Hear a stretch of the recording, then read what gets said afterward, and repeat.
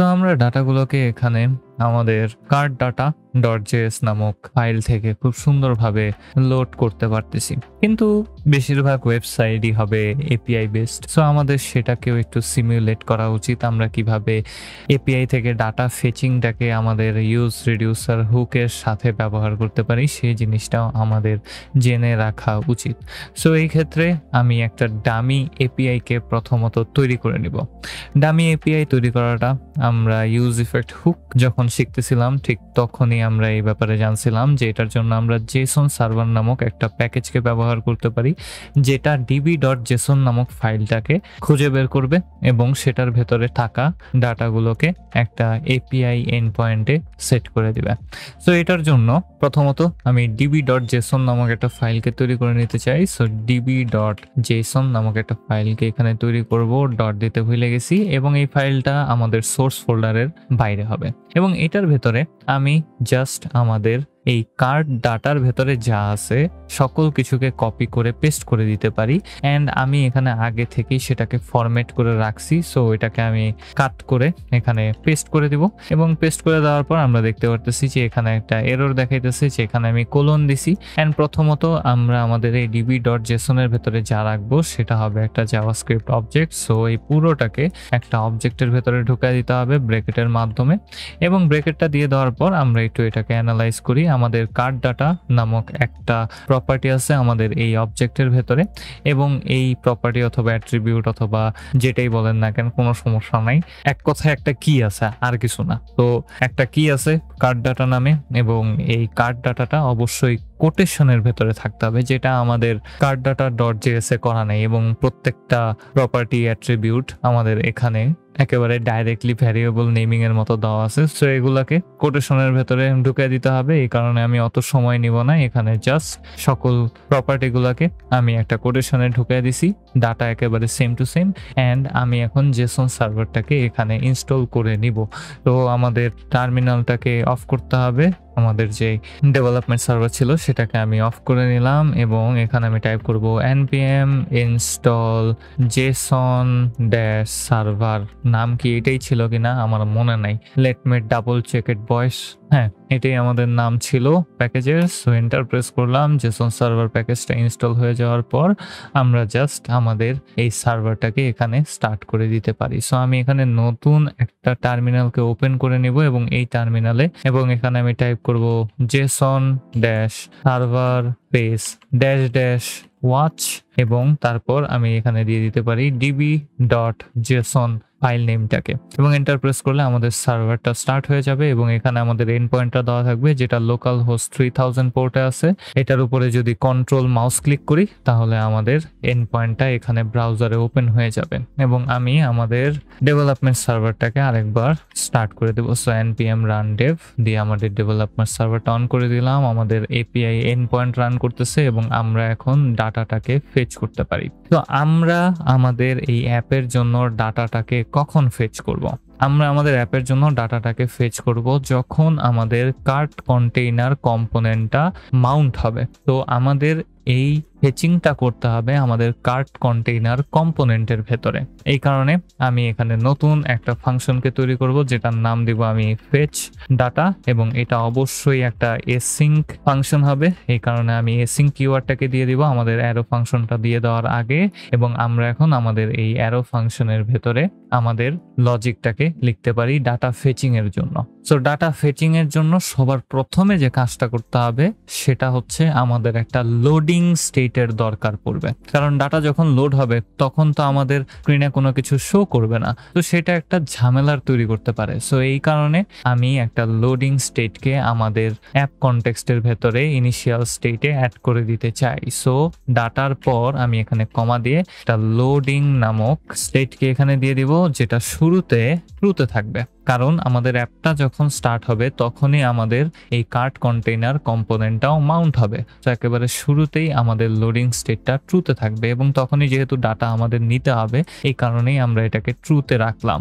And যেহেতু ট্রুতে আছে সেহেতু এখন এটাকে হ্যান্ডেল করারও একটা মেথডকে এখন তৈরি করতে হবে।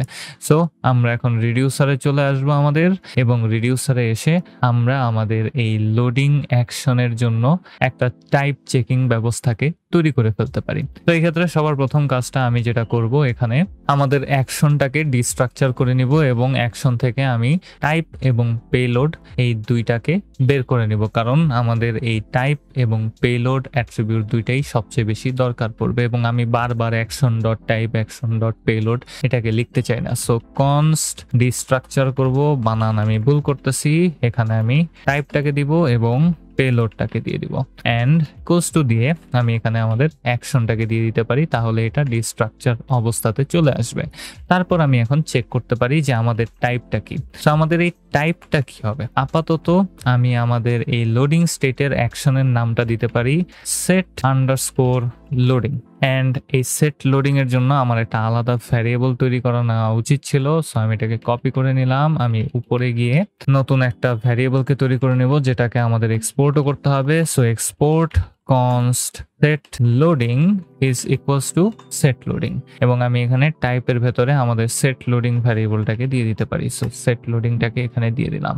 যদি set loading হয় আমাদের অ্যাকশনটা, তাহলে আমরা আমাদের স্টেটের ভেতরে যে লোডিং অ্যাট্রিবিউটটা আছে সেটাকে কোনো একটা কিছু করতে চাই। এখন কি করতে চাই সেটা কিভাবে বুঝবো, সেটা তো নির্ভর করবে আমাদের উপরে, তাই না? আমাদের অ্যাপের উপরে। যে অ্যাপ যদি ডাটা ঠিকভাবে নিয়ে আসতে পারে তাহলে আমাদের লোডিং স্টেটটা স্টপ হবে, অ্যাপ যদি না আনতে পারে তাহলে আমাদের লোডিং স্টেটটা অনই থাকবে। সো এই ডাটাটা কিন্তু আমি এখানে ম্যানুয়ালি সেট করতে পারতেছি না। সো আমাদের কি করা উচিত, আমাদের এই ডাটাটাকে পেলোড আকারে নিয়ে নেওয়া উচিত, যেন পেলোডে আমি ট্রু অথবা ফলস ভ্যালুটাকে পাস করতে পারি এবং সেটাই যেন আমাদের স্টেটের ভ্যালু হিসাবে সেট হয়ে যায়। সো আমি এখানে রিটার্ন করে দিতে পারি একটা অবজেক্টকে যেটার ভেতরে থাকবে আমাদের সবগুলা স্টেট এবং আমি শুধু আপডেট করব আমাদের লোডিং স্টেটটাকে যেটার ভ্যালু হবে আমাদের পেলোডটা। সো আমি পেলোডের ভেতরে ট্রু অথবা ফলসকে পাস করে দিতে পারি এবং আমাদের লোডিং স্টেটটা সেই ভ্যালুতে সেট হয়ে যাবে। সো এই ক্ষেত্রে সবার প্রথমের যে কাজটা আমি করব, এখন আমাদের কার্ট কন্টেইনারে ফেরত আসব এবং কার্ট কন্টেইনারের আমি যে ফেচ ডাটা ফাংশনটাকে তৈরি করতেছিলাম সেই ফাংশনের ভেতরে আমি ডিসপ্যাচটাকে ব্যবহার করতে পারি। সো ডিসপ্যাচ ফাংশনটা আমি এখানে নিয়ে আসি নাই, তো আমাদের এই ডিসপ্যাচ ফাংশনটাকেও অ্যাপ কনটেক্সটে পাঠিয়ে দেওয়া উচিত ছিল। সো স্টেট কমা দিয়ে আমি ডিসপ্যাচ ফাংশনটাকে এখানে পাঠিয়ে দিলাম এবং কার্ট কন্টেইনারে আমি ডাটার সাথে ডিসপ্যাচ ফাংশনটাকেও ডিস্ট্রাকচার করে নিতে পারি। অ্যান্ড ডিসপ্যাচ ফাংশনের ভেতরে আমরা টাইপ অ্যাট্রিবিউটটাকে পাঠাবো একটা অবজেক্টের ভেতরে। সো আমাদের টাইপটা হবে set loading type. So set loading যে ভ্যারিয়েবলটা আমরা তৈরি করছিলাম সেটাকে এখানে আমরা অ্যাড করে দিতে পারি এবং আমাদের একটা পেলোড দরকার পড়বে। সো আমাদের পেলোড হবে ট্রু অথবা ফলস। সো আমাদের ফেচ ডাটার শুরুতে আমাদের পেলোড হবে অবশ্যই ট্রু, কারণ আমাদের ডাটা ফেচিং স্টার্ট হইতেছে।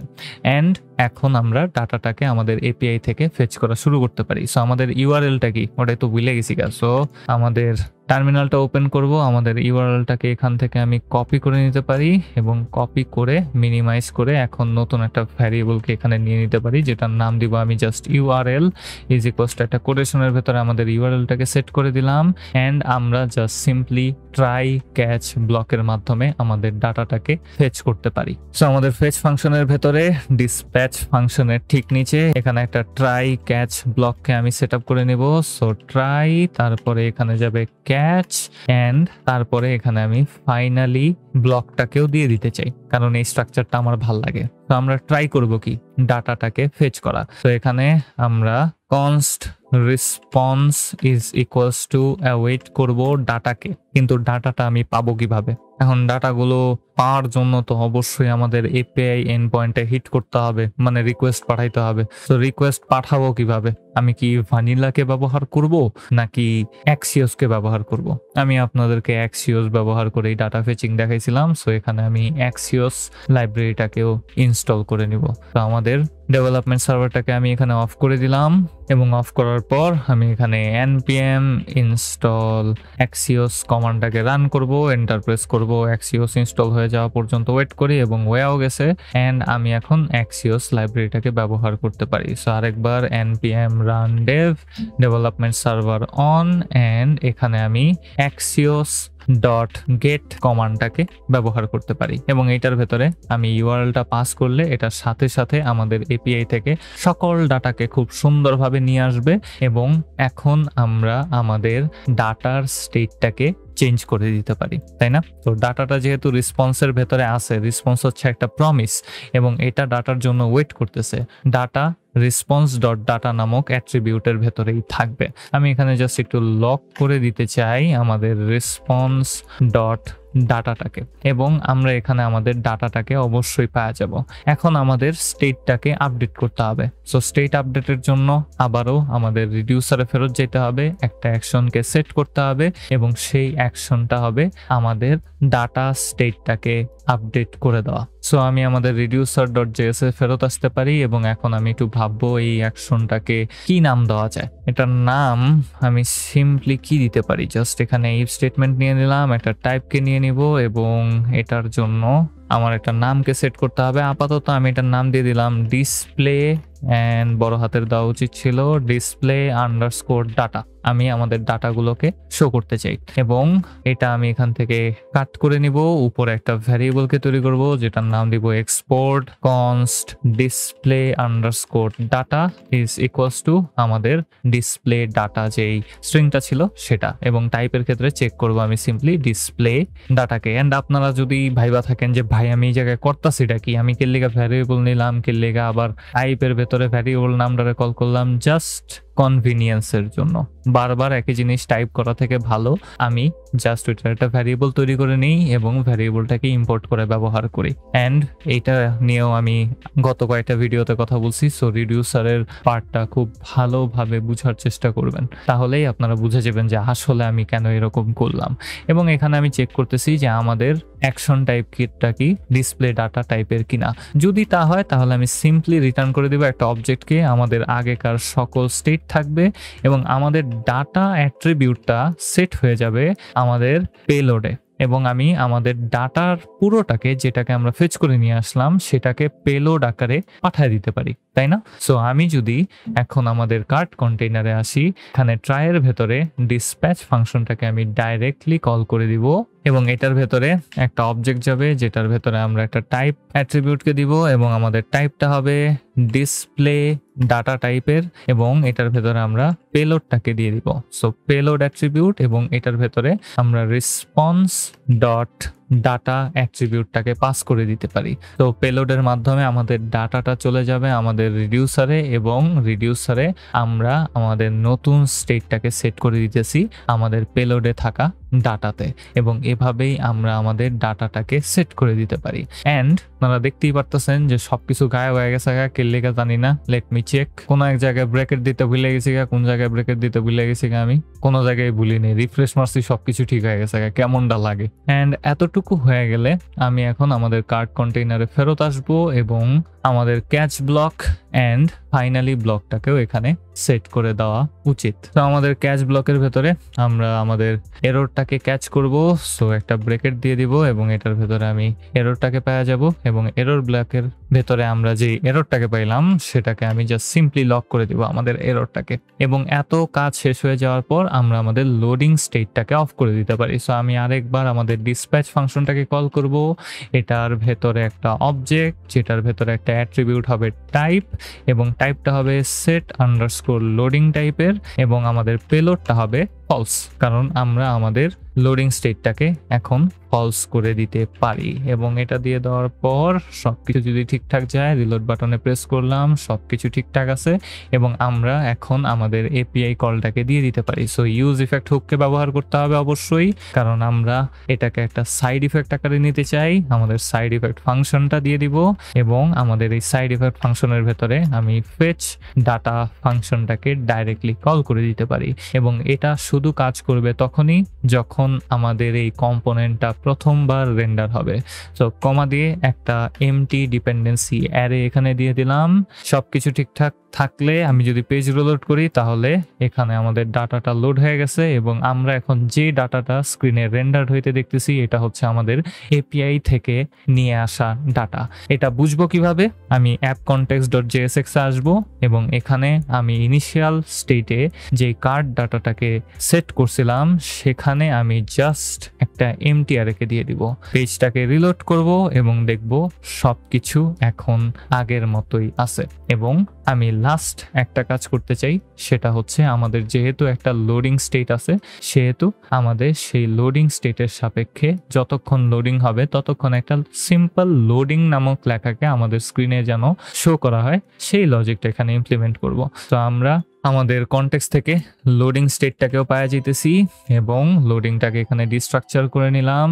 সিম্পলি নিচে এসে চেক করব ইফ লোডিং ট্রু কিনা। যদি হয় তাহলে আমরা রিটার্ন করতে পারি একটা সিম্পল h1 ট্যাগকে, এবং এই h1 ট্যাগের ভেতরে লেখা থাকবে লোডিং।